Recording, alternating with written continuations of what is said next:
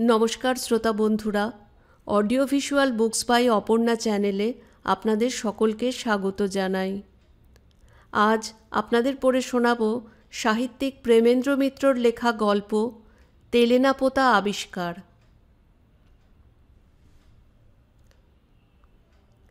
শনি ও মঙ্গলের মঙ্গলই হবে বোধহয়। যোগাযোগ হলে তেলেনাপোতা আপনারাও একদিন আবিষ্কার করতে পারেন।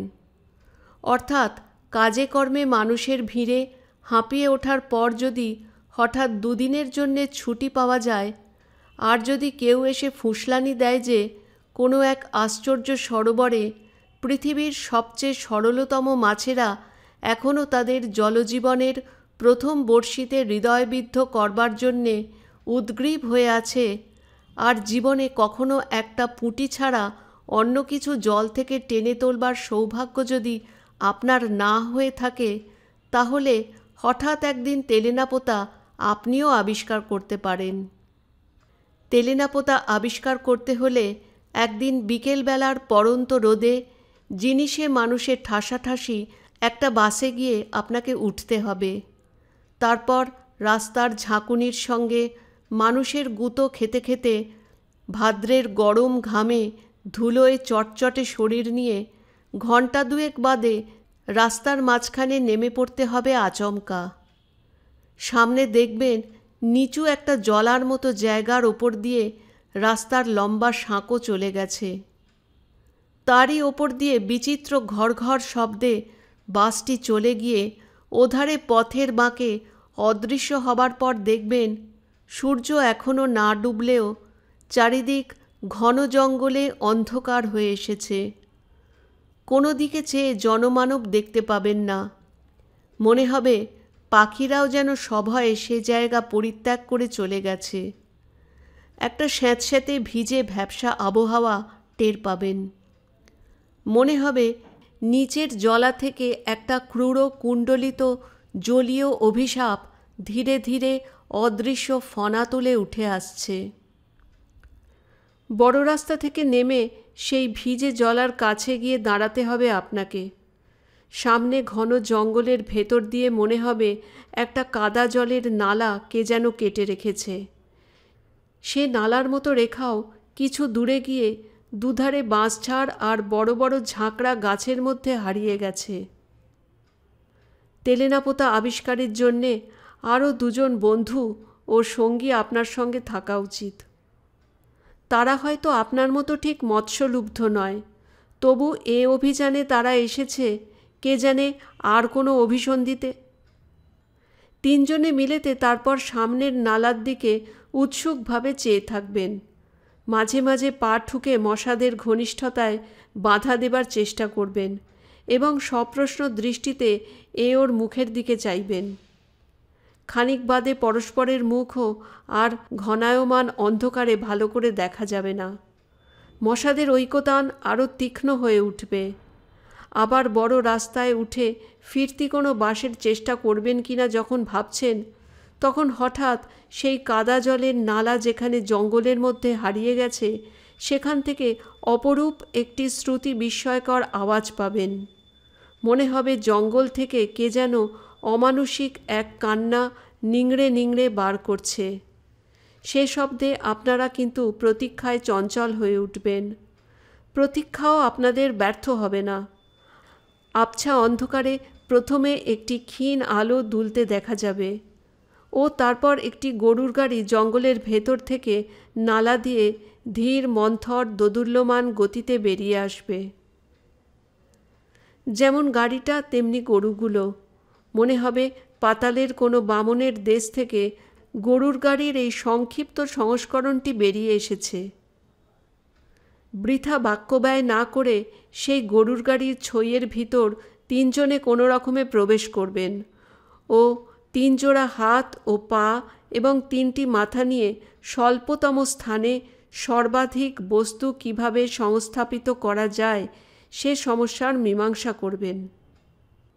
গরুর গাড়িটি তারপর যে পথে এসেছিল সেই পথে আবার নালায় ফিরে চলতে শুরু করবে। বিস্মিত হয়ে দেখবেন ঘন অন্ধকার অরণ্য যেন সংকীর্ণ একটা সুড়ঙ্গের মতো পথ সামনে একটু একটু করে উন্মোচন করে দিচ্ছে। প্রতি মুহূর্তে মনে হবে কালো অন্ধকারের দেওয়াল বুঝি অভেদ্য। কিন্তু তবু গরুর গাড়িটি অবিচলিতভাবে ধীর মন্থর গতিতে এগিয়ে যাবে, পায়ে পায়ে পথ যেন ছড়িয়ে ছড়িয়ে। কিছুক্ষণ হাত, পা ও মাথার যথোচিত সংস্থান বিপর্যস্ত হবার সম্ভাবনায় বেশ একটু অস্বস্তি বোধ করবেন। বন্ধুদের সঙ্গে ক্ষণে ক্ষণে অনিচ্ছাকৃত সংঘর্ষ বাঁধবে। তারপর ধীরে ধীরে বুঝতে পারবেন চারিধারের গাঢ় অন্ধকারে চেতনার শেষ অন্তরীপটিও নিমজ্জিত হয়ে গেছে। মনে হবে পরিচিত পৃথিবীকে দূরে কোথায় ফেলে এসেছেন। অনুভূতিহীন কুয়াশাময় এক জগৎ শুধু আপনার চারিধারে। সময় সেখানে স্তব্ধ, স্রোতহীন। সময় স্তব্ধ, সুতরাং এ আচ্ছন্নতা কতক্ষণ ধরে যে থাকবে বুঝতে পারবেন না। হঠাৎ এক সময় উৎকট এক বাদ্য ঝনঝনায় জেগে উঠে দেখবেন ছোঁয়ের ভেতর দিয়ে আকাশের তারা দেখা যাচ্ছে এবং গাড়ির গাড়োয়ান থেকে থেকে সোৎসাহে একটা ক্যানিস্তারা বাজাচ্ছে। কৌতূহলী হয়ে কারণ জিজ্ঞাসা করলে গাড়োয়ান নিতান্ত নির্বিকারভাবে আপনাকে জানাবে, এগে ওই শালার বাঘ খেদাতে। ব্যাপারটা ভালো করে হৃদয়ঙ্গম করার পর মাত্র ক্যানিস্তারা নিনাদে ব্যাঘ্র বিতরণ সম্ভব কিনা কম্পিত কণ্ঠে এ প্রশ্ন আপনি উত্থাপন করবার আগেই গাড়োয়ান আপনাকে আশ্বস্ত করবার জন্যে জানাবে যে বাঘ মানে চিতাবাঘ মাত্র, এবং নিতান্ত ক্ষুধার্ত না হলে এই ক্যানিস্তারা নিনাদই তাকে তফাৎ রাখবার পক্ষে যথেষ্ট। মহানগরী থেকে মাত্র 30 মাইল দূরে ব্যাঘ্রসংকুল এরকম স্থানের অস্তিত্ব কী করে সম্ভব আপনি যতক্ষণ চিন্তা করবেন ততক্ষণে গরুর গাড়ি বিশাল একটি মাঠ পার হয়ে যাবে। আকাশে তখন কৃষ্ণপক্ষের বিলম্বিত ক্ষয়িত চাঁদ বোধহয় উঠে এসেছে। তারই স্তিমিত আলোয় আবছা বিশাল মৌন সব প্রহরী যেন গাড়ির দুপাশ দিয়ে ধীরে ধীরে সরে যাবে। প্রাচীন অট্টালিকার যেসব ধ্বংসাবশেষ, কোথাও একটা থাম, কোথাও একটা দেউড়ির খিলান, কোথাও কোনো মন্দিরের ভগ্নাংশ, মহাকালের কাছে সাক্ষ্য দেবার ব্যর্থ আশায় দাঁড়িয়ে আছে। ওই অবস্থায় যতখানি সম্ভব মাথা তুলে বসে কেমন একটা শিহরণ সারা শরীরে অনুভব করবেন। জীবন্ত পৃথিবী ছাড়িয়ে অতীতের কোনো কুজ্ঝটিকাচ্ছন্ন স্মৃতিলোকে এসে পড়েছেন বলে ধারণা হবে। রাত তখন কত আপনি জানেন না, কিন্তু মনে হবে এখানে রাত যেন কখনো ফুরোয় না। নিবিড় অনাদি অনন্ত স্তব্ধতায় সব কিছু নিমগ্ন হয়ে আছে। জাদুঘরের নানা প্রাণীদেহ আকরের মধ্যে যেমন থাকে। 2-3 বার মোড় ঘুরে গরুর গাড়ি এবার এক জায়গায় এসে থামবে। হাত পাগুলো নানা স্থান থেকে কোনো রকমে কুড়িয়ে সংগ্রহ করে কাঠের পুতুলের মতো আড়ষ্টভাবে আপনারা একে একে নামবেন। একটা কটু গন্ধ অনেকক্ষণ ধরেই আপনাদের অভ্যর্থনা করছে। বুঝতে পারবেন সেটা পুকুরের পানা পচা গন্ধ। অর্ধস্ফুট চাঁদের আলোয় তেমন একটি নাতিক্ষুদ্র পুকুর সামনেই চোখে পড়বে। তারই পাশে এক বিশাল আয়তন একটি জীর্ণ অট্টালিকা, ভাঙা ছাদ, ধসে পড়া দেওয়াল ও চক্ষুহীন কোটরের মতো পাল্লাহীন জানলা নিয়ে চাঁদের বিরুদ্ধে দুর্গ প্রাকারের মতো দাঁড়িয়ে আছে। এই ধ্বংসাবশেষেরই একটি অপেক্ষাকৃত বাসযোগ্য ঘরে আপনাদের থাকার ব্যবস্থা করে নিতে হবে। কোথা থেকে গাড়োয়ান একটি ভাঙা লণ্ঠন নিয়ে এসে ঘরে বসিয়ে দেবে, সেই সঙ্গে 1 কলসি জল।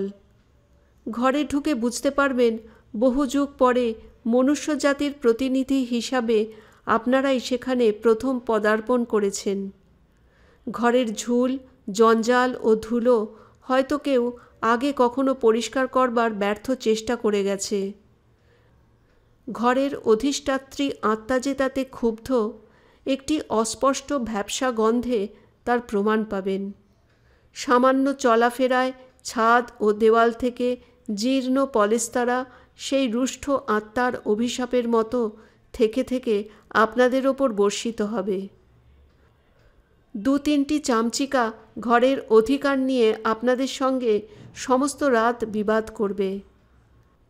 তেলেনাপোতা আবিষ্কারের জন্যে আপনার 2টি বন্ধুর একজন পানরসিক ও অপরজনের নিদ্রাবিলাসী কুম্ভকর্ণের দোসর হওয়া দরকার। ঘরে পৌঁছেই মেঝের ওপর কোনো রকমের শতরঞ্চির আবরণ পড়তে না পড়তে একজন তার ওপর নিজেকে বিস্তৃত করে নাসিকাধ্বনি করতে শুরু করবেন, অপরজন পানপাত্রে নিজেকে নিমজ্জিত করে দেবেন। রাত বাড়বে। ভাঙা লণ্ঠনের কাঁচের চিমনি ক্রমশ গাঢ়ভাবে কালিমালিপ্ত হয়ে ধীরে ধীরে অন্ধ হয়ে যাবে। কোনো রহস্যময় বেতার সংকেতে খবর পেয়ে সে অঞ্চলের সমস্ত সমর্থ সাবালক মশা নবাগতদের অভিনন্দন জানাবে ও তাদের সঙ্গে শোণিত সম্বন্ধ স্থাপন করতে আসবে। আপনি বিচক্ষণ হলে দেওয়ালে ও গায়ে বসবার বিশিষ্ট ভঙ্গি দেখে বুঝবেন তারা মশাদের মধ্যে সবচেয়ে বড় কুলীন। ম্যালেরিয়া দেবীর অদ্বিতীয় বাহন অ্যানোফিলিস। আপনার 2 বন্ধু তখন 2 কারণে অচেতন। ধীরে ধীরে তাই শয্যা পরিত্যাগ করে উঠে দাঁড়াবেন। তারপর গুমোট গরম থেকে একটু পরিত্রাণ পাওয়ার জন্যে টর্চটি হাতে নিয়ে ভগ্নপ্রায় সিঁড়ি দিয়ে ছাদে ওঠবার চেষ্টা করবেন। প্রতি মুহূর্তে কোথাও ইট বা টালি খসে পড়ে ভূপতিত হওয়ার বিপদ আপনাকে নিরস্ত করবার চেষ্টা করবে। তবু কোনো দুর্বার আকর্ষণে সমস্ত অগ্রাহ্য করে আপনি ওপরে না উঠে পারবেন না। ছাদে গিয়ে দেখবেন অধিকাংশ জায়গাতে আলিশা ভেঙে ধূলিসাৎ হয়েছে। ফাটলে ফাটলে অরণ্যের পঞ্চম বাহিনী ষড়যন্ত্রের শিকড় চালিয়ে ভেতর থেকে এ অট্টালিকার ধ্বংসের কাজ অনেকখানি এগিয়ে রেখেছে। তবু কৃষ্ণপক্ষের ক্ষীণ চাঁদের আলোয় সমস্ত কেমন অপরূপ মোহময় মনে হবে। মনে হবে খানিকক্ষণ চেয়ে থাকলে এই মৃত্যু সুষুপ্তিমগ্ন মায়াপুরীর কোনো গোপন প্রকোষ্ঠে বন্দিনী রাজকুমারী সোনার কাঠি রূপার কাঠি পাশে নিয়ে যুগান্তের গাঢ় তন্দ্রায় অচেতন, তা যেন আপনি টের পাবেন। সেই মুহূর্তে অদূরে সংকীর্ণ রাস্তার ওপারে একটি ভগ্নস্তূপ বলে যা মনে হয়েছিল তারই একটি জানলায় একটি আলোর ক্ষীণ রেখা আপনি হয়তো দেখতে পাবেন। সেই আলোর রেখা আড়াল করে একটি রহস্যময় ছায়ামূর্তি সেখানে এসে দাঁড়াবে। গভীর নিশীথ রাত্রে কে যে এই বাতায়নবর্তিনী, কেন যে তার চোখে ঘুম নেই আপনি ভাববার চেষ্টা করবেন, কিন্তু কিছুই বুঝতে পারবেন না। খানিক বাদে মনে হবে সবে বুঝি আপনার চোখের ভ্রম। বাতায়ন থেকে সে ছায়া সরে গেছে, আলোর ক্ষীণ রেখা গেছে মুছে। মনে হবে এই ধ্বংসপুরীর অতল নিদ্রা থেকে একটি স্বপ্নের বুদবুদ ক্ষণিকের জন্যে জীবনের জগতে ভেসে উঠে আবার মিলিয়ে গেছে। আপনি আবার সন্তর্পণে নিচে নেমে আসবেন এবং কখন এক সময় 2 বন্ধুর পাশে একটু জায়গা করে ঘুমিয়ে পড়বেন জানতে পারবেন না। যখন জেগে উঠবেন তখন অবাক হয়ে দেখবেন এই রাত্রির দেশেও সকাল হয়, পাখির কলরবে চারিদিক ভরে যায়। আপনার আসল উদ্দেশ্য আপনি নিশ্চয়ই বিস্মৃত হবেন না। এক সময়ের ষোড়শোপচারে আয়োজন নিয়ে মৎস্য আরাধনার জন্যে শ্যাওলা ঢাকা ভাঙা ঘাটের একটি ধারে বসে গুড়িপানায় সবুজ জলের মধ্যে যথোচিত নৈবেদ্য সমেত বড়শি নামিয়ে দেবেন। বেলা বাড়বে।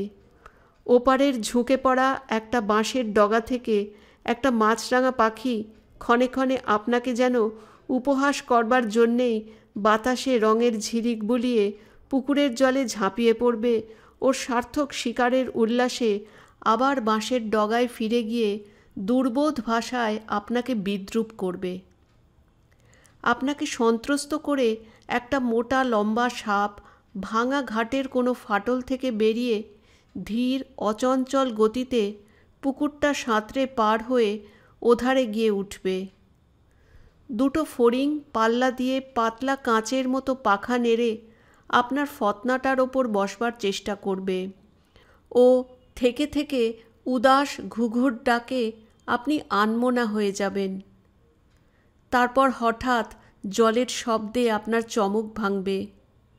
নিথর জলের ঢেউ উঠেছে। আপনার ছিপের ফতনা মৃদুমন্দভাবে তাতে দুলছে। ঘাড় ফিরিয়ে দেখবেন একটি মেয়ে পিতলের একটি ঝকঝকে ঘড়ায় পুকুরের পানার ঢেউ দিয়ে সরিয়ে জল ভরছে। মেয়েটির চোখে কৌতূহল আছে, কিন্তু গতিবিধিতে সলজ্জ আড়ষ্টতা নেই। সোজাসুজি সে আপনার দিকে তাকাবে, আপনার ফতনা লক্ষ্য করবে, তারপর আবার মুখ ফিরিয়ে ঘড়াটা কোমরে তুলে নেবে। মেয়েটি কোন বয়সের আপনি বুঝতে পারবেন না। তার মুখের শান্ত করুণ গাম্ভীর্য দেখে মনে হবে জীবনের সুদীর্ঘ নির্মম পথ সে পার হয়ে এসেছে। তার ক্ষীণ দীর্ঘ অপুষ্ট শরীর দেখলে মনে হবে কৈশোর অতিক্রম করে যৌবনে উত্তীর্ণ হওয়া তার যেন স্থগিত হয়ে আছে। কলসি নিয়ে চলে যেতে যেতে ফিরে তাকিয়ে মেয়েটি হঠাৎ বলবে, বসে আছেন কেন? টান দিন। সে কণ্ঠ এমন শান্ত মধুর ও গম্ভীর যে এভাবে আপনা থেকে অপরিচিতের সঙ্গে কথা বলা আপনার মোটেই অস্বাভাবিক ঠেকবে না। শুধু আকস্মিক চমকের দরুন বিহ্বল হয়ে ছিপে টান দিতে আপনি ভুলে যাবেন। তারপর ডুবে যাওয়া ফতনা আবার ভেসে ওঠবার পরে ছিপ তুলে দেখবেন বড়শিতে টোপ আর নেই। একটু অপ্রস্তুতভাবে মেয়েটির দিকে আপনাকে একবার তাকাতেই হবে। সেও মুখ ফিরিয়ে শান্ত ধীর পদে ঘাট ছেড়ে চলে যাবে, কিন্তু মনে হবে মুখ ফেরাবার চকিত মুহূর্তে একটু যেন দীপ্ত হাসির আভাস সেই শান্ত করুণ মুখে খেলে গেছে। পুকুরের ঘাটের নির্জনতা আর ভঙ্গ হবে না তারপর। ওপারের মাছরাঙা আপনাকে লজ্জা দেবার নিষ্ফল চেষ্টা ত্যাগ করে অনেক আগেই উড়ে গেছে। মাছেরা আপনার শক্তি সামর্থ্য সম্বন্ধে গভীর অবজ্ঞা নিয়েই বোধহয় আর দ্বিতীয়বার প্রতিযোগিতায় নামতে চাইবে না। খানিক আগের ঘটনাটা আপনার কাছে অবাস্তব বলে মনে হবে। এই জনহীন ঘুমের দেশে সত্যি ওরকম মেয়ে কোথাও আছে আপনি বিশ্বাস করতে পারবেন না। এক সময় হতাশ হয়ে আপনাকে সাজ সরঞ্জাম নিয়ে উঠে পড়তে হবে।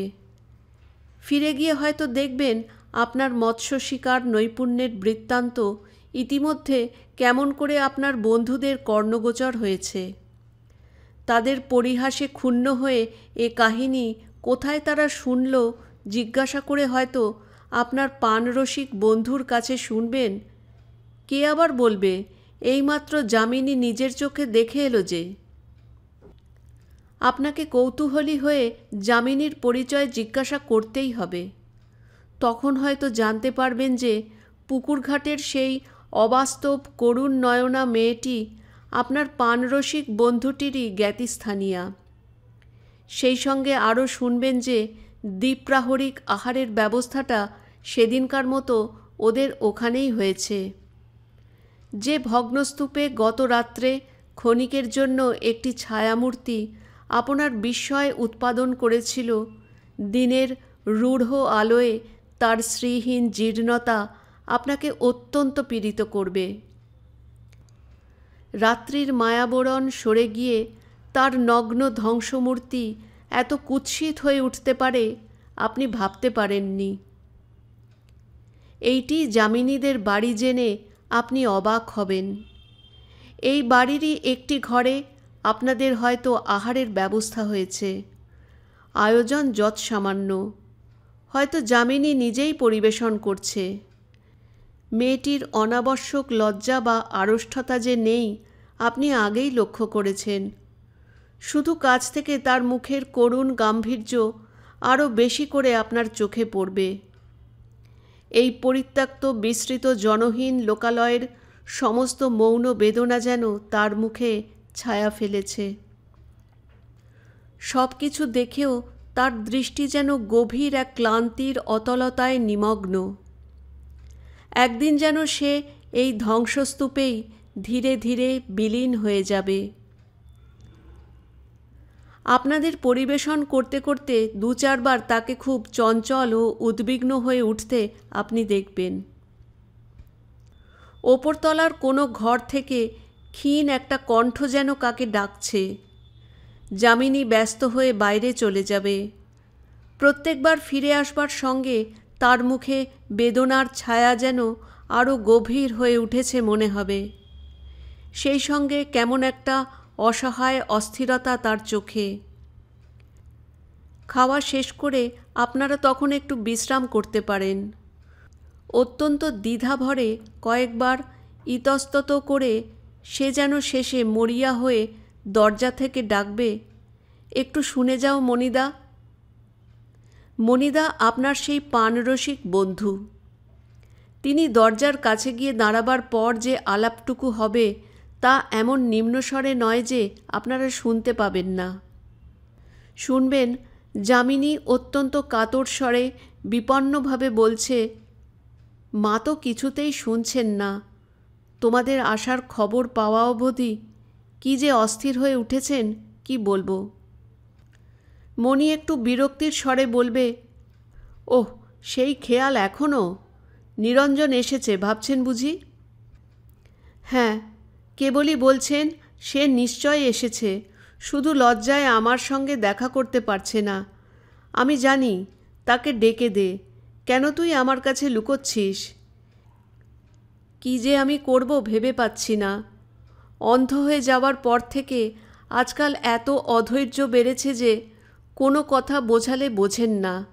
রেগে মাথা খুঁড়ে এমন কাণ্ড করেন যে তখন ওর প্রাণ বাঁচানো দায় হয়ে ওঠে। এ তো বড় মুশকিল দেখছি। চোখ থাকলেও না হয় দেখিয়ে দিতাম যে যারা এসেছে তাদের কেউ নিরঞ্জন নয়।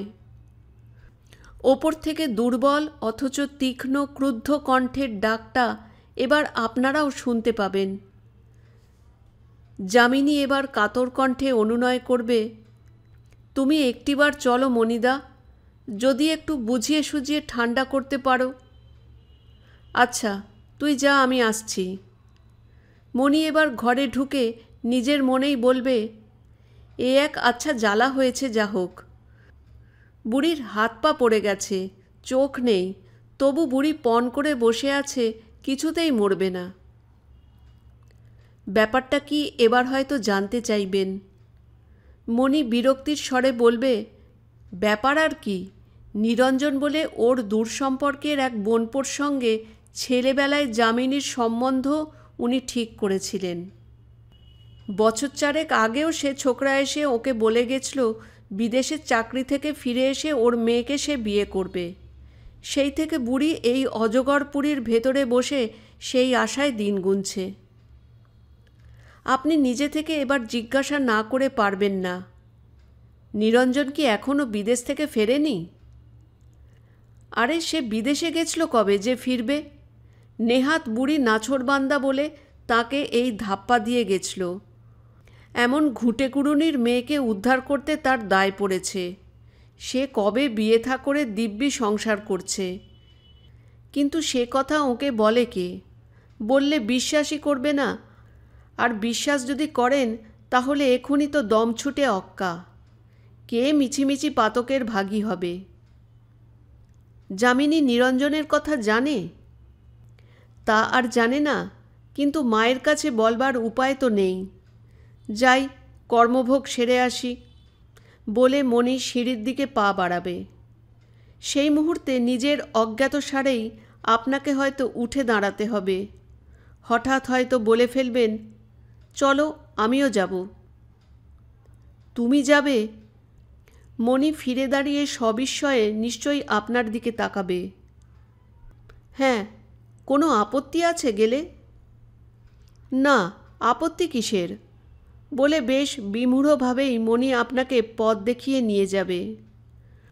সংকীর্ণ অন্ধকার ভাঙা সিঁড়ি দিয়ে যে ঘরটিতে আপনি পৌঁছবেন, মনে হবে ওপরে নয়, মাটির তলার সুড়ঙ্গেই বুঝি তার স্থান।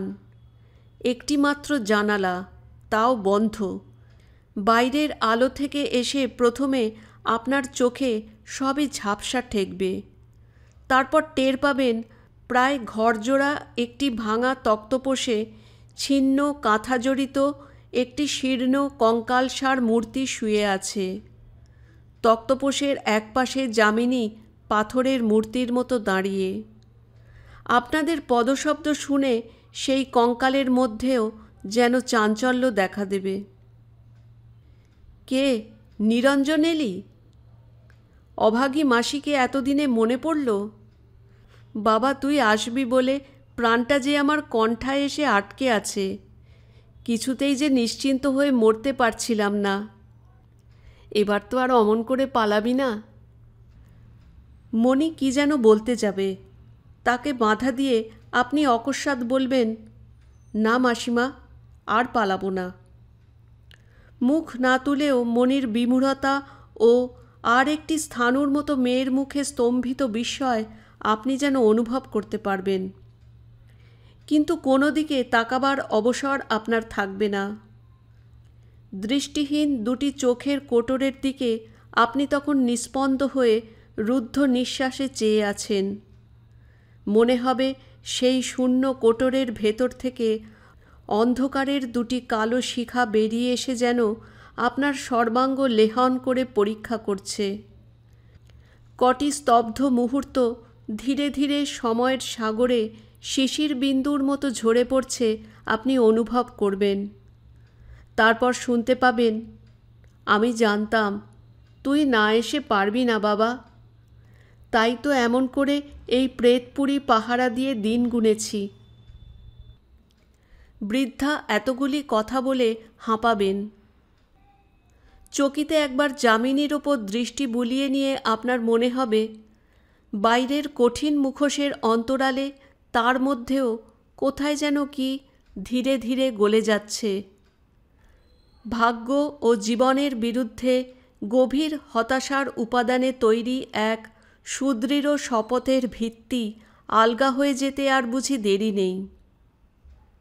বৃদ্ধা আবার বলবেন, যামিনীকে নিয়ে তুই সুখী হবি বাবা। আমার পেটে হয়েছে বলে বলছি না, অমন মেয়ে হয় না। শোকে তাপে বুড়ো হয়ে মাথার ঠিক নেই। রাত দিন খিটখিট করে মেয়েটাকে যে কত যন্ত্রণা দিই তা কি আমি জানি না? তবু মুখে ওর রা নেই। এই শ্মশানের দেশ, 10টা বাড়ি খুঁজলে একটা পুরুষ মেলে না। আমার মতো ঘাটের মরারা শুধু ভাঙা ইঁট আঁকড়ে এখানে সেখানে ধুঁকছে। এরই মধ্যে একাধারে মেয়ে পুরুষ হয়ে ও কি না করছে। একান্ত ইচ্ছা সত্ত্বেও চোখ তুলে একটিবার তাকাতে আপনার সাহস হবে না। আপনার নিজের চোখের জল বুঝি আর গোপন রাখা যাবে না। বৃদ্ধা ছোট একটি নিঃশ্বাস ফেলে বলবেন, যামিনীকে তুই নিবি তো বাবা? তোর শেষ কথা না পেলে আমি মরেও শান্তি পাব না। ধরা গলায় আপনি তখন শুধু বলতে পারবেন, আমি তোমায় কথা দিচ্ছি মাসিমা, আমার কথার নড়চড় হবে না। তারপর বিকেলে আবার গরুর গাড়ি দরজায় এসে দাঁড়াবে। আপনারা 3 জনে একে একে তাতে উঠবেন।